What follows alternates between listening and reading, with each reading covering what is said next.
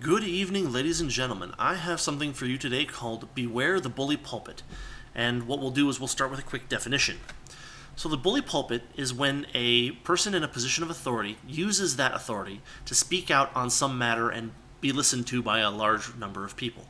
In theory, it can refer to any position of authority, but in general, it's used to describe the presidency, or in this case, the executive branch. It's attributed to Teddy Roosevelt, who exclaimed that he has such a bully pulpit for preaching to Congress. And this is a funny case where you think that bully pulpit means that they're going to use the pulpit to bully, but actually it's just President Teddy Roosevelt's favorite adjective being used to describe the pulpit as excellent. Definitions aside, the bully pulpit is an extremely dangerous tool when used by government because there's always the underlying threat that actual policy will be used to get what the government wants if you don't give it to them. An example, I'll have some links in the description, but there are a couple of articles here and a couple of short articles here that are kind of digestions about Herbert Hoover and the beginning of the Great Depression. The notion is, and current economic study shows, that it's very likely that Herbert Hoover's attempts to maintain wage rates at a higher than market value before the Great Depression made the onset of the Great Depression much worse than it was. Estimates suggest that it may have been 3 times worse due to this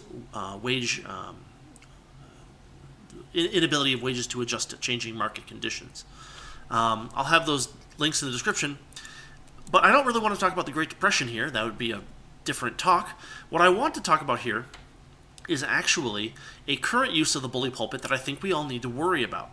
Now, I've got this here. It's a transcript from whitehouse.gov. It's a press release.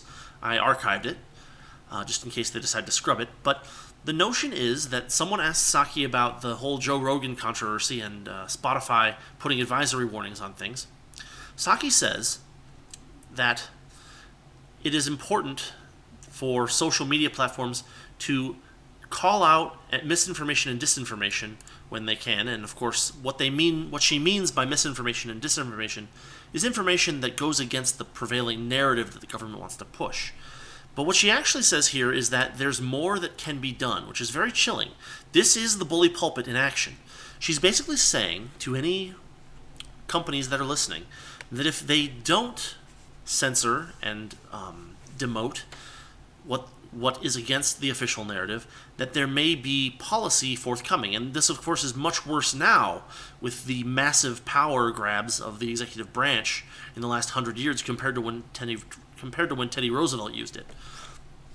I also will put a link to a video here, which is a clip from the Morning Joe clip that she's talking about, where the Surgeon General basically said that it's important for companies to remove and avoid spreading so-called misinformation. So I just want to bring this up, that the bully pulpit is a dangerous tool that in the past has made the Great Depression, worse than it had to be. And right now it's being used in direct contravention to the First Amendment and the freedom of the press and the freedom of speech and the freedom of expression of people like Joe Rogan and people who want to say things or think things or even discuss things that are against the current narrative on COVID-19, the vaccines, and their efficacy. The point here is, watch out. Whenever the government says that they would like something to be done, it's very different from them simply putting forth statements of opinion about something. This is wrong, this is misinformation.